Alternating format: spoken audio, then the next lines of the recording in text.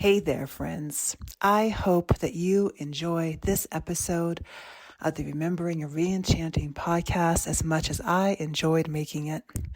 I want to take a moment here at the beginning to extend a special offer, an invitation to you, our dear listeners, to join the Remembering course. Our next start date is going to be in middle of March. This is a powerful, deeply moving, and for many people, transformational experience into the heart of colonization, climate change, family histories, ancestors, and so many other critical intersecting pieces. Just visit our website, Sequoia Samanvaya. All the information is in the link below.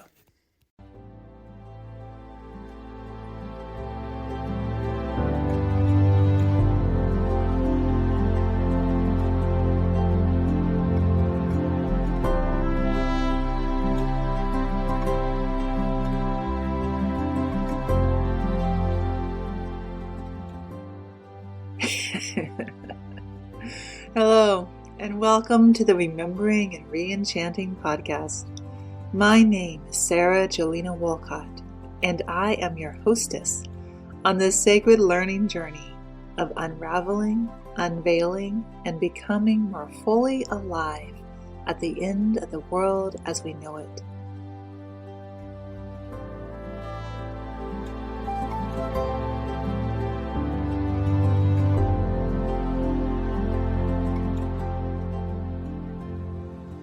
In this podcast, we offer up to you, dear listener, 3 forms of episodes to support your journey of remembering and reenchanting. First, conversations with amazing people. Second, storytelling. And third, myth casting. In this episode, we're going to bring you a conversation between myself and another amazing, fascinating leader in the areas of remembering and reenchanting. So before I introduce today's guest, I want to give you some background about why I'm so excited to have her with us. So before I introduce today's guest, I want to give you some background about why I'm so excited to have her with us. Every summer, and really throughout the year, as my friends, clients, colleagues, and neighbors launch out to quote unquote explore the world and discover new places and in other ways escape from their reality, some part of me sighs. I teach a lot, after all, about how the doctrine of discovery leads to climate change. I wonder, are we just replicating colonial patterns of discovery, of exploitation, of not taking responsibility for our actions, of harming the environment, of escapism? To be clear, I also have been completely participating in the over $2 trillion tourism industry pretty much all of my life. I've been hopping onto airplanes to visit friends, family, and far away places since I was 3 years old. International learning journeys where I encountered the other has been hugely influential for me personally, and it has in some ways led to where I am today in my professional trajectory. And to add further complexity to all of this in my ongoing personal and professional relationships with Indigenous peoples, the questions of tourism frequently arises, not only in complaining about tourists, although that absolutely also happens, but in the many ways that my friends and colleagues are actively working to find pathways to engage with tourism well, whether as native tour guides or in supporting cross-cultural exchanges and learning journeys. As I realized the value of doing a podcast exploring this complex nexus of ideas, the person I immediately wanted to talk to was Dr. Alexis Bunten, whom I originally met via the network at Bioneers. Some of you may recall that we did a lovely podcast with one of the Bioneers co-founders, Nina Simons, several months ago. Happily for all of us, Dr. Alexis Bunten has said yes. Now, I'm going to give you a little bit of her background, and then I am going to introduce you to her directly. Dr. Alexis Bunten is from the Unangan Yupik peoples in what is now called Alaska. She is also of Swedish ancestry. Dr. Alexis has become a deep thinker and influencer in tourism, especially cultural tourism, which often refers to tourism to Native and Indigenous places. She received her PhD in anthropology at UCLA, focusing on cultural tourism in Alaska, and has subsequently played a pivotal role in every role in the Indigenous-owned tourism industry, from selling tickets to leading tours, booking tours, marketing, supervising, creating new tours, and consulting for Indigenous-led startups as well as established businesses. Her 2015 book, So How Long Have You Been Native? Life as an Alaska Native Tour Guide, won the Alaska Library Association Award for its originality and depth. I also have enjoyed reading it and have been recommending it to friends and colleagues who are engaging with tourism. In 2018, she followed that book with a global Indigenous tourism anthology that she co-authored titled Indigenous Tourism Movements. Her work has received multiple awards, including from the San Manuel Band of Mission Indians, the MacArthur Foundation, the Ford Foundation, the Native American Film Awards, and many more. She has been the co-lead of the Pioneers Indigeneity program. And one of the things that I so love is all the many disparate communities and perspectives that she manages to bridge. Alexis, thank you so much for joining us. Thank you, Sarah. One of the things I really appreciate about how you begin so much of your work is the way in which you trace the history of tourism, especially in its modern form, to the colonial European endeavors. Of course, we can go much further back than that, but those earlier colonial moments really shaped how the gaze of different groups see each other. Can you share some of what you learned about that and how you see that history shaping tourism today to help us understand what is going on when we engage in the act of tourism? Thanks, Sarah. I'm honored to be here. I won't go back beyond the age of exploration, so-called age of exploration that's centered in Western Europe. But this gaze that you just mentioned, which is well known in tourism literature, the tourist gaze is the way that people experience and expect to encounter others with perceived misconceptions in mind. And the gaze that we have now was shaped by colonial capitalism, and it was shaped by the power imbalance that colonial capitalism, Christian capitalism, created after the age of exploration when we got into the colonial periods. And the reason they had to have a power imbalance because this was about what they call the global north extracting from the global south and other places that were colonized and settler colonized. So obviously land had to be stolen, and even if people didn't settle, people had to be controlled through acts of genocide and extreme violence, the local people, and in order to allow for resource extraction to fill the pockets of the wealthy elsewhere. And so in order to do that, you had to dehumanize the local peoples. And that really shapes the gaze that we see even today in tourism. And a lot of that attitude is formed by Judeo-Christian teachings, that humans are to steward the earth and the earth is there for us to have the taking. And I think that originally, I'm not an expert in this, I'm not a theologist, but I think originally those teachings were about stewarding and being in a part of the earth and taking care of it. But that's come to mean over time with capitalism that stewardship is just thinking of land as property, water as property, which we're running into with climate change. And that stewarding now has come to mean, from that origin, taking whatever you want, which has led to the situation we're in right now.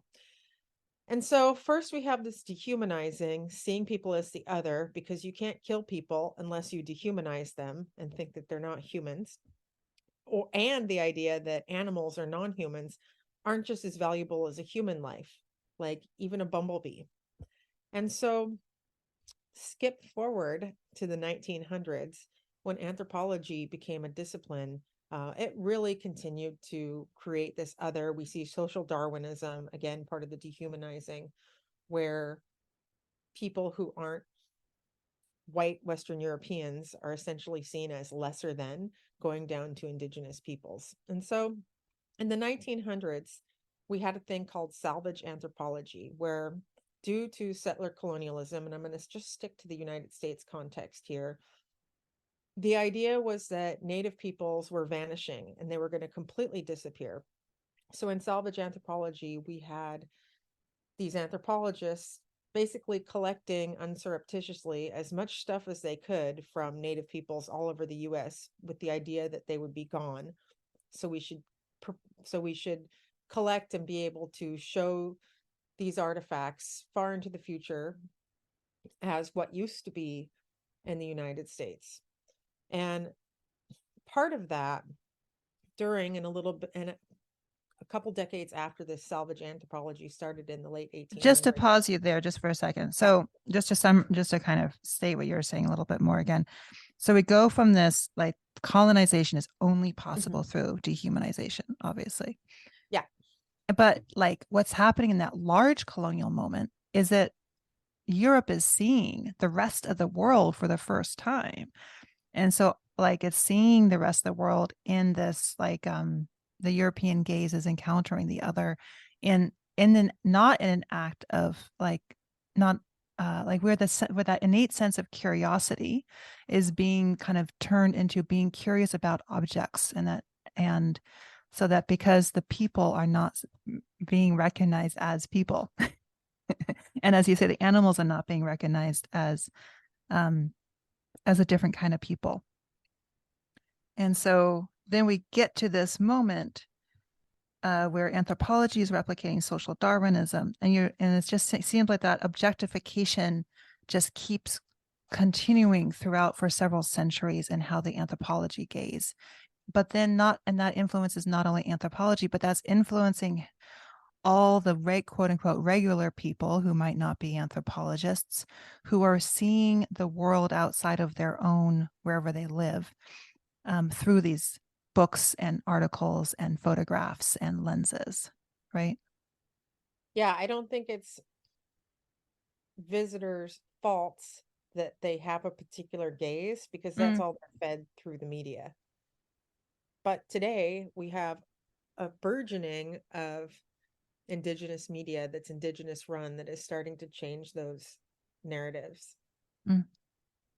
But actually, something you said made me think back a little further with the set of collecting objects. It actually goes back again to the age of exploration. Very wealthy people, very elite people like kings or nobles, they would have the people who were going out exploring bring interesting curios back. And this was started in the early 1600s, actually, and they developed what was called in German as Wunderkammer, which means room of wonder. And the whole idea of it was that when their friends visited, they could show off how rich and how powerful they were by all the things that were collected all around the world. And that translated all the way up through Victorian times, when aspiring middle to upper class people started practicing this as well to show it off. It was very private. Again, all about your power and your wealth. And then when public museums were first created in the 1800s, it wasn't private anymore, but of course only certain people could go into the Smithsonian when it was first initiated. And the idea of it was, look at all these things we have. And it was a way to show the power of the nation state, because nation states were actually relatively much newer than people think they are. So that then trickled out into anthropology as part of this larger tradition that you're asking about. Yeah, thank you so much for saying that. Like that image of that curiosity, the room of curios, the collections. It's, as you're saying, I'm just thinking of how much that has trickled into modern day tourism and modern day homes. Like I see that in so many people's homes and I have some of this too, where people are just so proud of their collections of objects from different parts of the world. And to recognize that the lineage of of that kind of interior home experience is very much like coming from this collection of objects that were usually stolen, and people had no right to take them and are using them in completely inappropriate ways, often to be putting them on walls and in these other places. That's not what the objects were designed for. It's not in good relationship to those objects. It wasn't then, and often it is not now. It reminds me, I did a term studying in Southern California in a very wealthy place when I was in college. And I went into this person's house where I was invited for a party, and they had a very sacred ceremonial robe that was very historic. And I knew the peoples it came from because I knew how to read the art motifs. And it was just so awful to see it there because in its own context, it's meant to be alive. It has its own life, and its life is marked with experiences interacting with tribal members and its ceremonies. And of course, it was probably taken surreptitiously again and, acquired through an auction at Sotheby's. But how much meaning would it have for the people it came from, whose cultures were decimated through settler colonization? What if it could come back home and breathe life back into its community? And that really bothered me. But there are a lot of private collectors who are now starting to understand that history and trying to connect and repatriate items back. But I just want to add one thing, which is that I get asked a lot about what's the difference between cultural appropriation and cultural appreciation. And people often ask me, they're worried now that people know that cultural appropriation is a thing we should be concerned about. And they say, can I wear these native earrings? Can I wear these moccasins or whatever they bought while they were on vacation? And if it was sold by a native artist to you, it's meant to be worn proudly. So if you're listening here, don't be afraid to buy from native artists, because that is a different situation than the Sotheby's auction situation that I just described.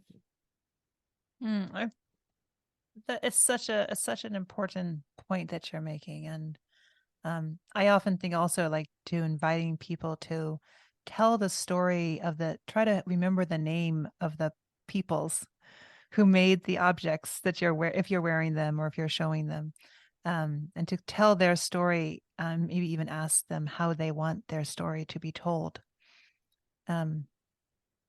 Well, again, part of this history of domination is, if you go to indigenous objects, are often considered anthropological, belonging in a natural history museum instead of fine art.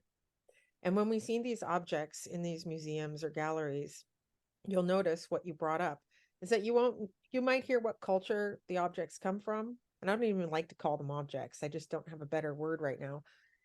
They don't have the person's name or the family who made it. Whereas if you go into a fine art museum, you'll see the names of the artists and entire bios of the artist. And so my co-director at Pioneers is Cara Romero, who's an amazing contemporary Indigenous photo artist. And this is something we've talked about a lot, making sure that especially the stereotype that we're in the past and all of these things we make are from a long time ago. We need to dispel all of that. And that's part of tourism today. A big part of it is artisans and craftspeople who want to make and sell their work to visitors, because it's a way to perpetuate your culture and your way of life without having to go off and do some other kind of job. And when people are engaged with that act of exchange directly with Native peoples, that also is saying that they are at least recognizing that there are Native peoples. And to just, before we're going to go further into Native tourism and cultural tourism, to just recognize, the $3 trillion tourism industry, quite a fair amount of it does not include any engagement with Native peoples or admission that Native peoples exist, and does not necessarily have any colonial history behind it, and does not, it often is perpetuating those same patterns of in this case, is, obviously no longer European, just Europeans, but people going someplace and having these exotic experiences. Is there anything else about thinking about these histories that is particularly important in helping people think about what does it mean to go out to quote unquote explore the world? I think just learning, talking about it, knowing that you can learn. Whenever I've traveled throughout my life, no matter where I'm going, I always try to read my history. I remember the first time I went to Rome, to the Colosseum, I was really mad at myself because I didn't read the history of it before I got there. And it was so decontextualized. So I would encourage everybody to find out who are the people where you're staying. What are they like? Learn the history. If there's culture to learn ahead of Mhm. time, do a little bit of homework, because even though it does seem like homework and tourism is thought as a leisure activity, you have so much more of a rich experience if you have a little bit of background knowledge. And also, if you don't, that's okay. Just have a few questions prepared. And even if you ask a question that, or make a statement that's somewhat rude or dehumanizing, you can always apologize and say, I just want to learn more. Mm-hmm. And that history helps us keep out of the danger zone. I think that I see. I think what I think of as one of the danger zones of people seeing it as a blank slate wherever they're going, and like not recognizing how much has, including how much tourism has changed wherever they're going, um, and like how much is there. Am I allowed to swear? Sure. Okay, well, this is one of the many fucked up things about tourism, is that when resorts, cruise ships, all inclusive resorts, you get somewhere and you're in this little bubble and you think you're just there to relax, and you never set foot outside, and you don't learn anything about where you're at because you're just there for the warm beach coming from somewhere north that's cold. And like, I was in Hawaii last year, I was on the Big Island, and I just called all my friends and hung out with them outside of the tourist hubs. And I had a very rich, amazing, beautiful cultural experience. I went to local beaches, I went to some ceremonial sites. I was invited to some gatherings, ate some great local food, friends' houses. And then one day we went to see a fish pond, a traditional Hawaiian fish pond, and it happened to be next to a resort. And we get to the resort and there's a bunch of chairs. And I said to my family, let's just pretend we're staying here and enjoy the chairs and the towels and everything. So we snuck in there, and I was very close to these two women who were having the most asinine conversation I've ever heard. They were like, well, there's not as many turtles here as they were in the Caribbean, and the shells aren't as good. And they were just comparing how much the Big Island sucked to the Caribbean. And I was like, you have completely missed the Oh, point. wow. Yeah, right. Right. I mean, that there's so much to say there. Well, it's just that desire to find the best spot or the best view or the best beach, which, is usually associated with the most pristine, the most untarnished by industrialization and colonization, seemingly so. Sometimes with the least number of people there. Like there's these sort of that picture card stereotype where the hotel is conveniently cut out of the picture card.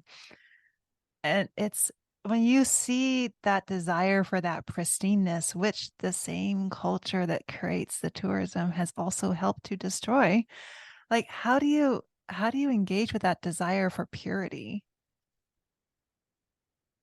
Well, me, I just avoid it entirely. But I just stay out of those places. They're not rich experiences for me. I'm just very Mm, lucky because over my career working and doing consulting work with indigenous communities around the world, I've been hosted by locals that don't even do tourism, but the hosting is so good, and I've had such amazing, beautiful, wonderful experiences, learned so much from locals. And it's just like, again, if you're at a resort like that on the Big Island, who's on the beach, who's providing entertainment, and who is serving the food and cleaning your rooms? The people of the places that were Mm-hmm. colonized. Mm-hmm. Yep. So one of the themes you talk about is Disneylandification versus deep cultural learning. I'm wondering if you can kind of share examples of each. Yeah. So for people who are listening and don't know, Disneylandification is this term of sanitizing everything, turning it into stereotypes. And I think of it as the small world ride at Disneyland, where you can experience the entire world's cultures as stereotyped as possible on a boat ride. And that is something that has happened all and for a lot of indigenous tourism, mostly for the reason we didn't know how to do anything better. And it really started in the 1800s with a place called Skansen in Sweden. And it's a folk museum that's outdoors. And what folk museums do is they were trying to create a sense of nationalism in Sweden and not let people forget where they came from and what rural life used to be during a period of industrialization. And so you get these small little model houses of how people lived.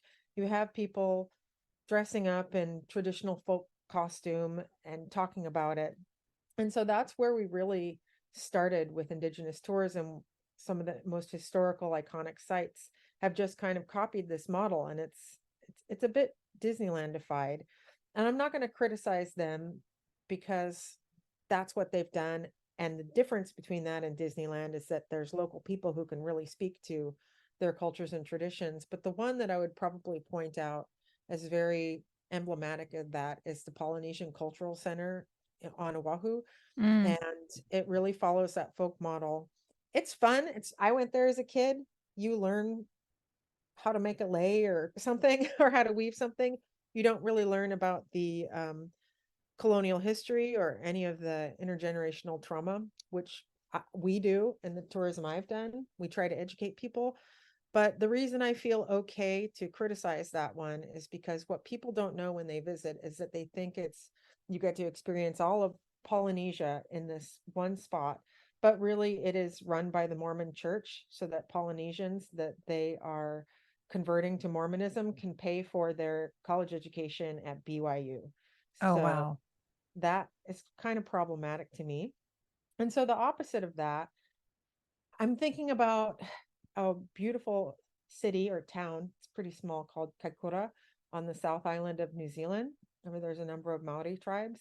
And there is a whale watching tour that was started many years ago by a Maori family. It just started with a skiff. There's sperm whales there. They have a really deep oceanic trench. And if you were to visit it, it wouldn't differ from any other really whale watch that you would go anywhere in the world. But it's very professionally done. Of course, they've expanded to huge boats, and it's really helped to revitalize the economy of the town and let people stay in their ancestral territory. And there's another tour there. I think it's called Maori Tours Kaikoura. It's family run. It's one of the best tours I've ever been on.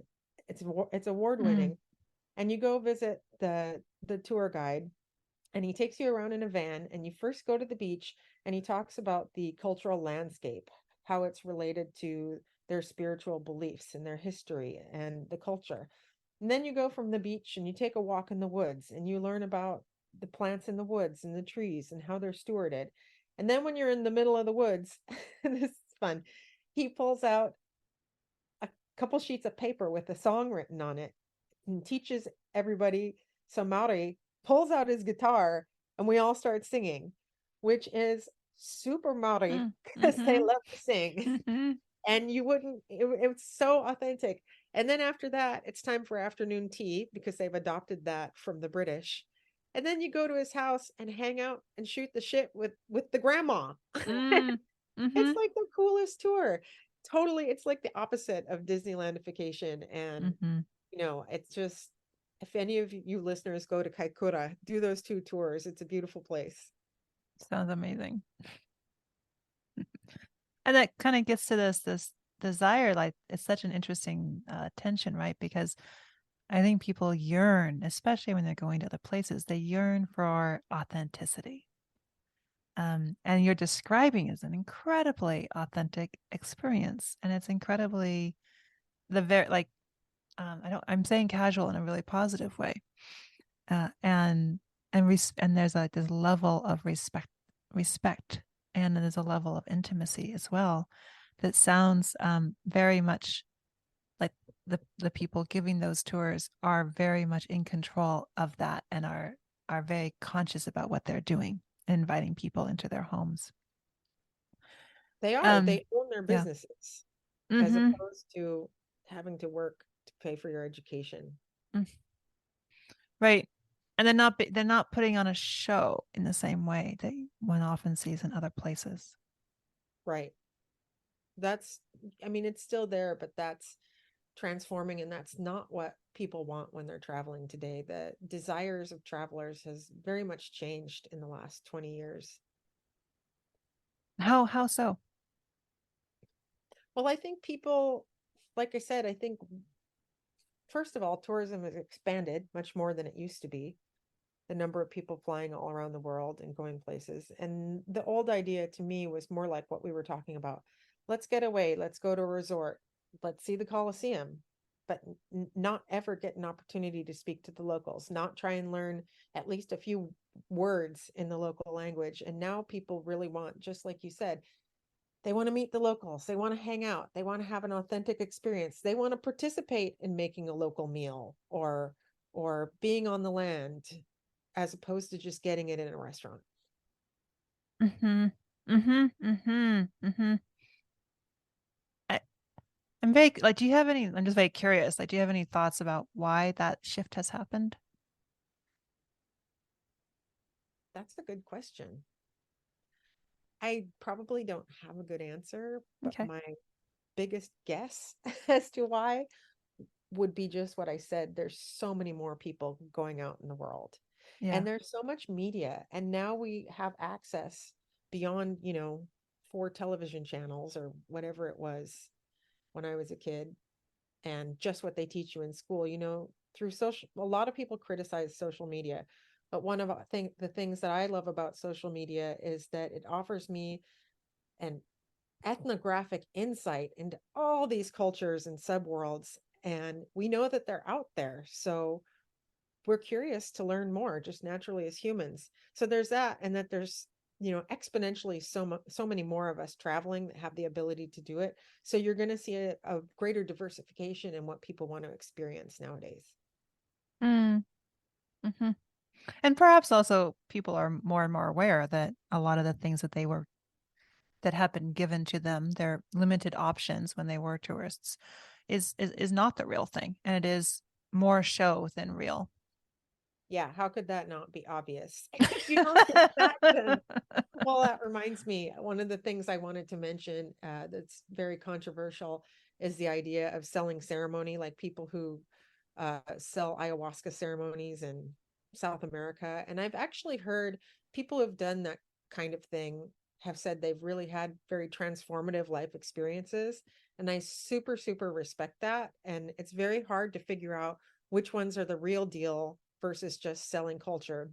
And I've talked to a lot of these spiritual practitioners over the years, and the thing that I've heard from a number of them is, oh no, we do it this way at home, we do it this way for the tourists, and the Mm. visitors don't realize that they've found a way to commoditize this experience so it doesn't take away from the real religious spiritual meaning for them at home, but they're not necessarily giving you the same experience. And I remember once I was invited to go to an event in Central America, and there were a lot of people from all over the world there. And I knew one of these spiritual practitioners, I'd met them before, and they said, oh, come join us at 6 p.m. tonight. We're doing a cacao ceremony. And I said, well, I've heard cacao is all right. I think I've tasted it in chocolate or whatever. But, it's not a drug, right? Because I don't do drugs. And they said to me, well, no, cacao is beautiful. The cacao ceremony is wonderful. But because we have all these Europeans here, we actually stick marijuana in it in the drink we make. Oh, wow. And I was like, well, I don't do weed, so I'll be skipping this one. So this is an Oh, example of what I'm wow. talking about, because they said that was the demand of the visitors. So Wow. it's commoditized in that. Oh my goodness. uh so this reminds me of something that you talk a lot about in your book. That there is a difference, and I'm quoting you here, there's a difference between representing culture to outsiders and perpetuating it for insiders. Um, and this can lead there's a difference, and the two things can create a kind of complex cycle. Sometimes cultural perpetuation and tourism operations operate in a feedback loop. So, but to kind of think about that first piece of it and some of the examples you were just giving, it's such an important thing to recognize that what is being given to the outsider, what's being shown to the outsider, is usually very consciously a presentation of some kind with various forms of authenticity and intimacy. Is not necessarily what people would be doing exactly like they're doing at home, and that's okay. It kind of needs to be that. It needs to be because you don't know people. You bringing people into your home, you never met them before. You're not going to be exactly the way you would if you've known people for over a 20-year period. How could you not be putting on some kind of a presentation? And to reckon, and that there's a different role that some of those same tour guides take on when they are perpetuating their own culture in their own place. I'm wondering if there's anything in that you want to share for the multiple of for the many different people who might be listening to this, both the people going on the tours and the people giving the tours. Well, you've encapsulated it very well and articulated it brilliantly. Yes, it is very complex. And the first thing that comes to mind for me is going back to othering and this idea of salvage anthropology. One of the things that some of us laugh about when we see anthropological records or things in museums is that it's just straight up wrong. And we know on the inside that those quote unquote informants that worked with those early anthropologists, they weren't stupid. They weren't going to give it all up. They would just They were tell lying. lies. They would just say, okay, what do you want to hear? And just sometimes just make stuff up. And those of us on the inside can read in between that. But at the same point in time, having been a tour guide and worked with many folks in tourism, we do have what the amazing African-American scholar W.E.B. Du Bois called a double consciousness, which means that if you're not part of the mainstream dominant society, you not only have to understand your own culture and your own society, you have to know theirs just as well and understand how to read their minds. I call it a superpower of marginalization. And so this is what we would do as tour guides. It's a very complex mix of both. We would actually, what I see the most of is people being honest and sharing about their culture. But there are some things that need to be kept private, and we're smart enough to be able to tell the difference. And just touching on the part about cultural perpetuation, through tourism, people get a job living their culture day in and day out. And we hire young people for entry-level positions or to be in the dance groups. They're learning their language sometimes. They're learning about their own culture that they might not without that venue. So it's very complex. This is why I'm very supportive of Native owned and operated cultural tourism. Yes, this is such a critical point. It really made sense when I read your work, and I hadn't thought about it as much before. And you give multiple examples of people who they just need a job. They take young people, they need a job. A job that's available is, an entry-level position in a tourist a place, maybe a museum, maybe a center, maybe giving tours. There's lots of sort of different entry points. And through the process of that position, they learn a lot about their culture, and then they become proud of it. And then that ignites the desire to kind of continue to learn and to continue to find ways of being of service.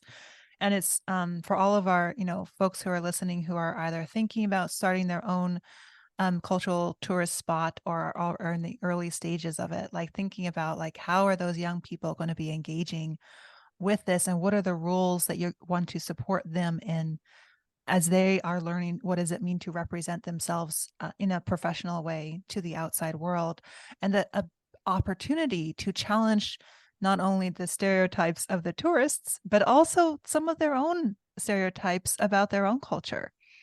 I was just like wondering if there's anything in that you wanted about some of the ways that young people can use these opportunities to go deeper into their own culture. That's interesting. I've never thought about it as stereotypes about your own culture, but I think that makes sense in a way because, for example, we Alaska Natives have the highest suicide rates in the entire country because of the position that we've been put in due to settler colonization and ongoing genocide, boarding schools, intergenerational trauma, um, rampant discrimination, villages that have lost their subsistence economy and way of life where there's no jobs, teachers brought in from the outside who discriminate against them. Everything society tells you about how you're worthless leads up to that. So I think it's really important that you pointed out the pride that comes from working in this industry. And yeah, I just wanted to pick up on that. Like I said, I don't know if you call it stereotypes about yourself, but it's definitely ingrained beliefs of worthlessness. And I'm trying to internalized colonization and believing that what they say about you being lesser than is true. And so this is what we try to do through our work at the Indigeneity program and Pioneers and various programs that we do, is try to dispel all of this and provide education. We always think about our Native audiences first, because there are things that we're not lucky enough, most of us, to learn growing up because of the histories that have happened here. Mm. Mm. There's something in what you just said. I'm pulling like a new thought together that there's something really important and like that just strikes me as you're saying this about wait, how to so much knowledge is in those museums, and so many artifacts are in those museums, and Native peoples do not always have access to them. Can the tourism industry shift in such a way so that that knowledge can be returned to Native peoples, even as Native peoples are also sharing their cultures? Like, it just seems like a potential. Maybe the tourism industry could become something really, really different, and that includes, the role of museums and the role of objects. There could be a much greater ability to return that which has been taken. Yeah, I think there's two ways this could happen, probably more, but the only two that pop to my mind right now is, for one, educating your visitors about this history. Will be building allies from all over the world who can influence this larger process. And secondarily, people who get involved with cultural tourism, young people growing up in it, elders helping out with that, they're often not just in tourism, they're doing all kinds of things in their community to perpetuate culture. And, there are a lot of wonderful museums that have abilities to support Native peoples visiting the collections, learning from the collections. We've had many weaving practices revitalized just through that, and they're living now. And people will, through the reciprocity with the museums, people will bring them back home to their community and teach many others, so that cultural knowledge that was supposedly supposed to be lost was not lost. It was just dormant. Mm. Mm. Makes me very happy to hear that. Mm-hmm. Well, like I said, I'm obviously positive about the industry, but when I started studying it in grad school from the perspective of people who hadn't lived it or been a part of those cultures, there was a very great narrative that tourism was going to destroy local communities. And that narrative is valid, but I just didn't really see, I saw it as very monolithic and not really applying to all the positive things Mm. that I've seen come about. And that's not just a indigenous tourism, non-indigenous tourism thing. I think it's more related to who's owning the tourism, who's running it. If it's by some multinational conglomerate that doesn't pay their taxes and has, what's that word for it? A tax shelter in Bermuda, they're not going to give a shit. All they're about is making as much money as possible and being as capitalistic as possible and exploiting as much as possible land, resources, local infrastructure, which is why you've seen so much backlash around the world in the last few years. And mostly we heard about it just before the pandemic started. This backlash against this over tourism where you're overrun all the time. These people aren't really going to experience local cultures. They're just going to experience whatever is canned and as mass produced as possible to make as much money as possible. And I'm hopeful that as more people become aware of this over tourism, they think about where they're going, what time of year they're going, and how they're going to leave a footprint. Are they going to make things a little better for people there, or are they just there to extract and reproduce colonial capitalist extraction? And that happens everywhere in the world. Everywhere. Here as well, in the Hudson Valley where I live, I see variations of that here too. And people paying, people just coming up for and paying no attention to the impact that they are having on a weekend trip. Yeah, it happens everywhere. When during the pandemic, all the cruise ships had to stop. And my niece and her friends kayaked in Glacier Bay, and it was apparently the most epic thing ever because there weren't cruise ships all over the place. Mm. And the whales were happy. Mm. Mm. I'll never experience that in my lifetime. Or maybe I will. Maybe I'll be hopeful. I've still got a few more decades to go. Yeah, it seems that moment when the animals came back into and took over city streets feels like a very long time ago already. But we know it's possible. Yeah, people have taken some lasting lessons from that. I know so many people who now they know all their bird calls and pay attention to what's in their yard if they're lucky enough to have a yard. And people really developed a much deeper connection with nature. I guess that was the upside of COVID. Mm-hmm.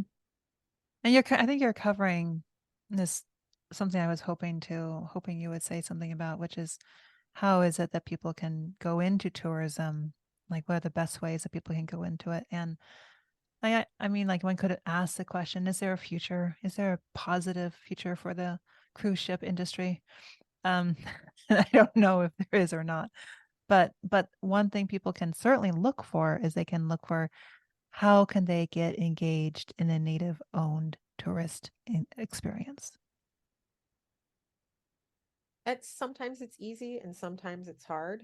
Mm-hmm. We do have national organizations like the American Indian Alaska Native Tourism Organization. There's a similar one in Canada, Australia, New Zealand. You can Google up experiences before you go places. Again, in many parts of the world, they're very hard to find. Mm-hmm. And I recognize that. And if you're not like me and don't know locals where you're going, that can be very challenging. But what I do when I go to places like that is just talk to people. Just talk to regular people. Don't just interact with the person. I'm not even going to say what I was going to say. Just talk to local people. Mm-hmm. Mm-hmm. Mm-hmm. Mm-hmm. I had another half-baked idea. Oh, yes. Here we go. Yeah. So I learned a really, really cool lesson over 20 years ago from LaDonna Brave Bull Allard, who's since passed away. And she was working for her tribe at Standing Rock. She actually started the first camp at Standing Rock. But prior to that, years before, she worked for the tribe, and part of her purview was tourism. And a lot of people used to go there to see where Custer's last stand happened. And they could reenact things, have historical reenactments, and it could be very triggering and very racist. And what LaDonna did with the tribe is she put these signs and pamphlets all over the reservation for visitors where they could easily find them. And the pamphlets and signs talked about the Standing Rock tribe's cultural protocols. They informed visitors how to carry themselves appropriately instead of just expecting the locals to bend to the outsiders' needs. And I thought that was brilliant. I mean, obviously, she was way ahead of her time and brilliant. And I just took a permanent lesson from that. How come we always just bend over to whatever the tourists want and shape ourselves to what they want when they should actually be respectful and shape themselves to the way we are when they're traveling somewhere? So I try to again do my homework and try to learn, and there's basic things that you can do just to be polite. And if you don't know how, just ask. And 9 out of 10 times people will be very nice and very accommodating, which gets me to another point. You can keep it or edit it out. Um, One thing that I do want to admit is there's places I've been with indigenous peoples. And because of some of the reputations that the mass society has put on them, I've been intimidated and not know how to carry myself, or think that the locals might not like me there, or they might yell at me or be mean or something. And in every instance, I was always wrong every time. So don't be intimidated. If you're just nice Mm. and open, you're okay. And, simple things, no matter where you're going, don't walk up to people's houses. Don't looky-loo in the window. Ask permission for everything. Don't take a picture without asking if it's okay. It's just simple, obvious things that anybody can do anywhere they go. It's simple and obvious when you say it. And there's been so many times when I have seen all of those things happen, and not just in quote unquote exotic localities, but, in small towns and in Europe too, as well as villages in India, and I've seen outsiders not know what was respectful. And so I really appreciate that story about someone posting protocol, um, because people don't always even know what questions to ask, because they say, oh, they think they don't even like know what are the basics about being respectful. And they don't know. But I love the invitation to invite other people to tell you what is polite here. What is basic respect in this land, in this culture? And how do you want to be treated? Absolutely. And I know I mentioned this before, but at least learn a couple of phrases in the language Mm, just to be polite. We used to mm. have a saying that's unfortunately true. That was, when people go on vacation, so do their brains. Uh-huh. Yeah, it's true. I think that's one of the things that makes me often very uncomfortable when I've tried to do it myself. There's a desire to check that responsibility at the plane instead of to bring it with you. As if Mhm. somehow when you're in that other place, you don't need you actually need more responsibility if you're traveling to a foreign culture, because you don't know. Mhm. I And you need agree. like more respect, and you need to kind of be more aware of your surroundings and more aware of your impact on others. And it actually sometimes is not as relaxing as staying at home because you don't know. I mean, I would say because of my background and my own double consciousness that I've always been hyper aware of the ugly American stereotype. Mhm, And I mhm. know lots of American teens who've traveled abroad to Europe. They get the backpacks and what are those things you put on backpacks that you sew on? The flags. Not flags, but they get the backpacks and I'm just losing words. And the little things you sew on them that make you Mhm. look like you're Canadian or something. Oh, okay. Yeah. And then, Symbols. this hyper awareness of the fact that as Americans, no matter how we're feeling, we go around smiling everywhere, which is, I don't know, it's kind of rude for some other people, and just acting clueless and wearing awful clothes and like flip flops. I mean, it's just, I mean, that's fine. We can be proud to be Americans, but, we want to, the whole idea is think about how you're carrying yourself in the world. One of the things, and I live in a very touristy place, that's driven me nuts my entire life, having my entire life living in tourist destinations, is people just walk around on the street totally oblivious, taking up all this space. And they don't, you could be walking right behind them trying to get around them, and it's like they have no concept of periphery. Mm. I don't know how people can be like that. I'm always hyper aware of what's around me, but just a sense of awareness. Mm.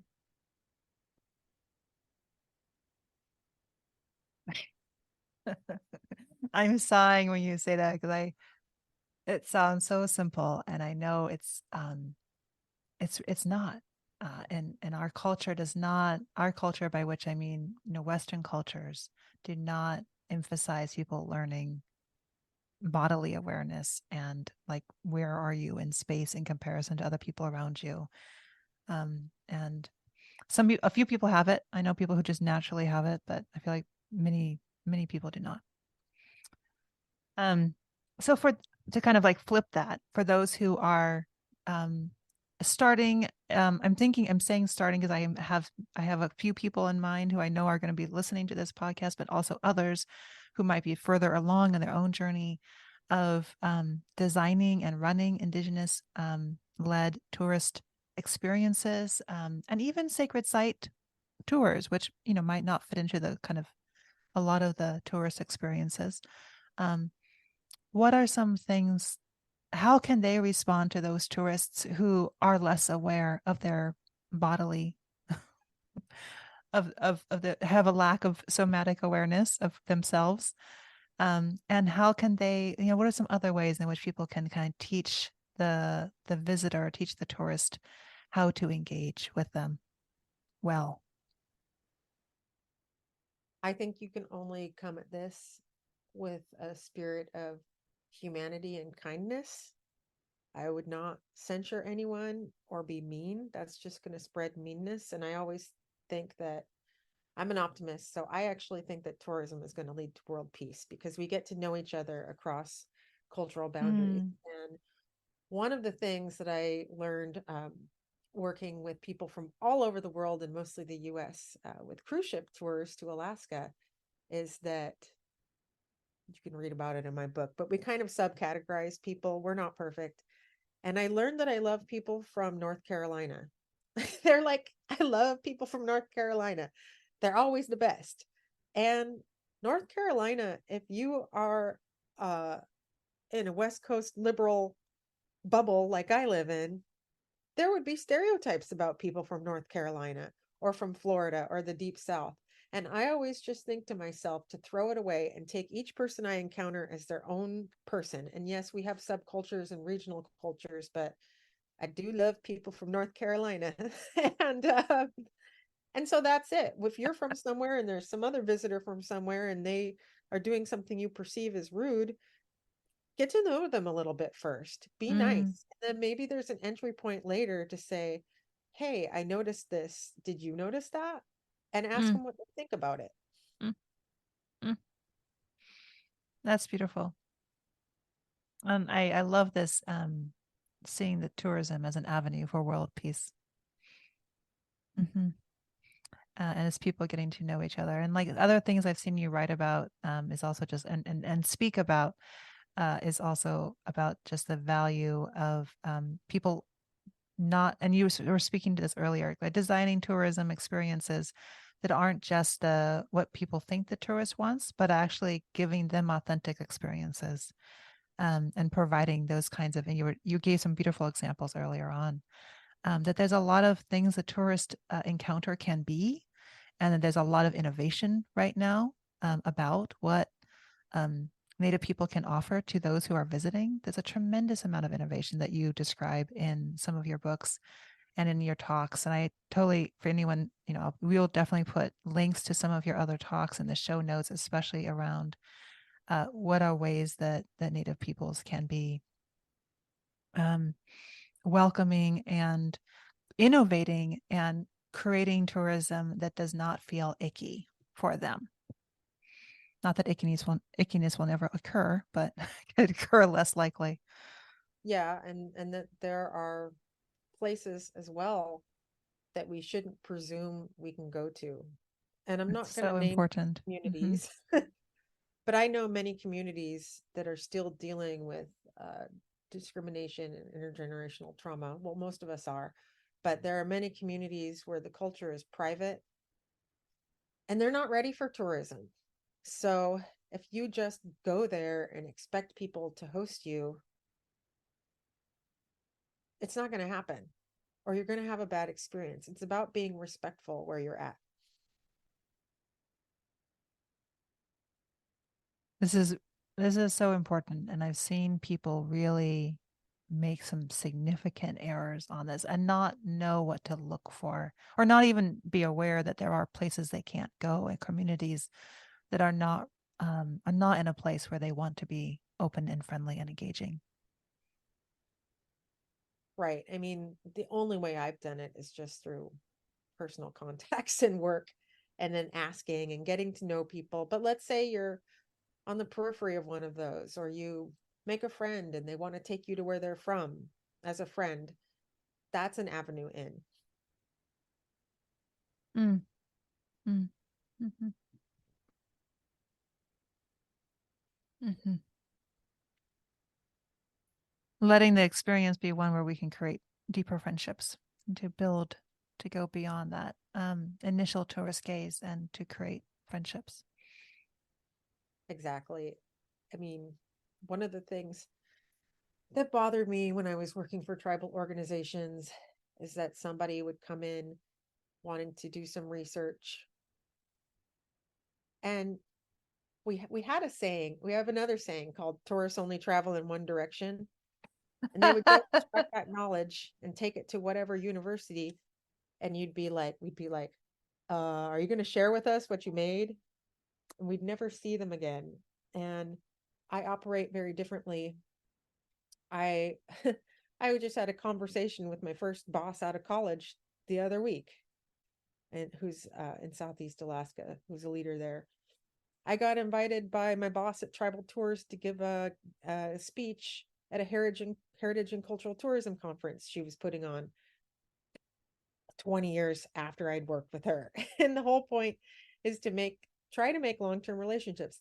I've had visitors that I've tour guided once, or sometimes even more than once, that I'm still occasionally connected to. And that's a really indigenous value, relationships over everything instead of just extraction. And I think that for many folks, there's a balance between that kind of, especially that first visit, to tread lightly, to assume you're gonna not take much, like to take as little as possible in some ways. Yeah, but go ahead and buy all the art you want. And then that to be open to those deeper relationships that can evolve over time without pushing them, but to be open to them. Yeah, you never know when something's going to pop up that is more meaningful than just that day you're there. Mm-hmm. Mm-hmm. You wanted to do your research in Tahiti, but due to the bias of your research supervisors, you were told that as an Alaska Native, you had to go to Alaska. Obviously, working in Alaska has become a deeply meaningful endeavor, and your work has subsequently taken you around the Pacific and around the world. I'm curious, do you still want to go to Tahiti? I can't believe that I still haven't been to Tahiti. What is wrong with me?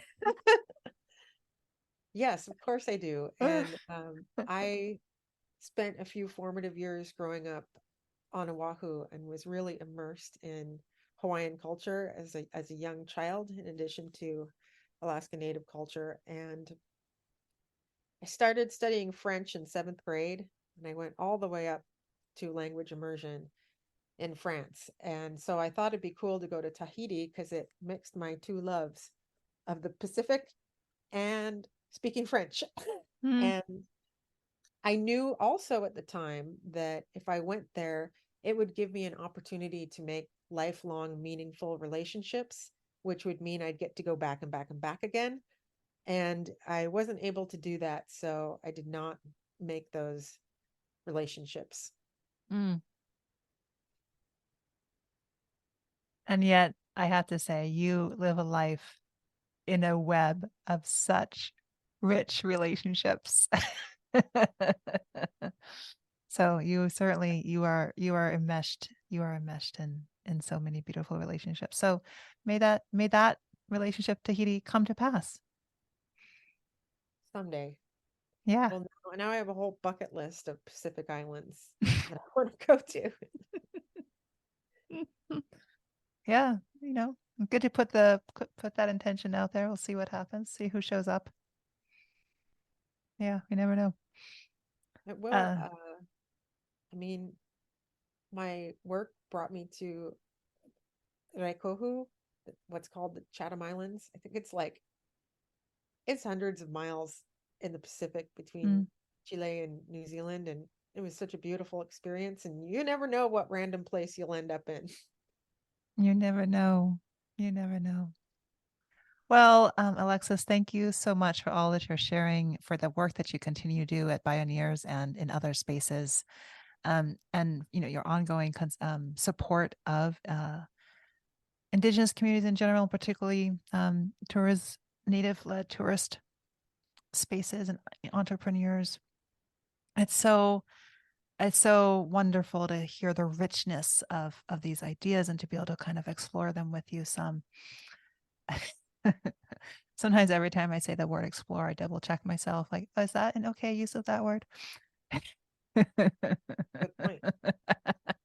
It's so deep in our language, and there's many ways of exploring. There's ways of exploring that perpetuate that quote unquote age of exploration, and there's ways of exploring that can enable deeper friendships, relationships, and healing across history, time, place, and space, and in our own inner landscapes as well.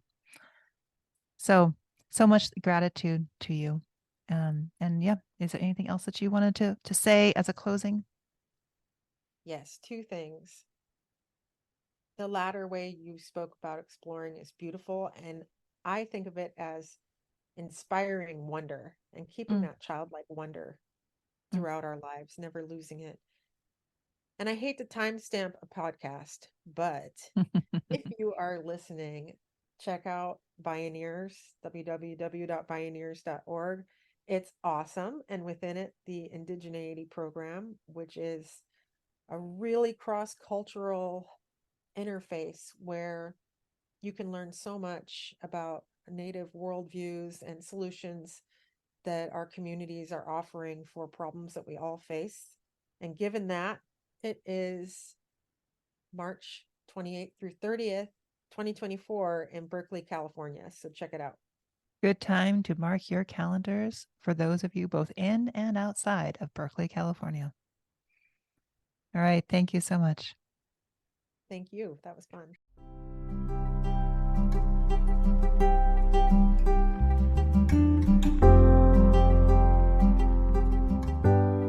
Thank you so much for listening to the Remembering and ReEnchanting Podcast.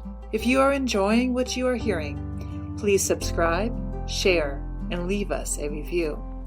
I am always happy to hear from you, dear listener, to continue finding ways to connect the disconnected and go deeper on your own journey of remembering and reenchanting with your communities, your organizations, and your families. I invite you to check out our courses and other community offerings via the Sequoia Summit Via website. You can also follow us on Instagram, Facebook, and LinkedIn. Though I must admit I spend much more time working with really amazing people than crafting social media. If you want to work with me one-on-one or bring me to speak at your organization or family office, you can find out more at sarajolena.com.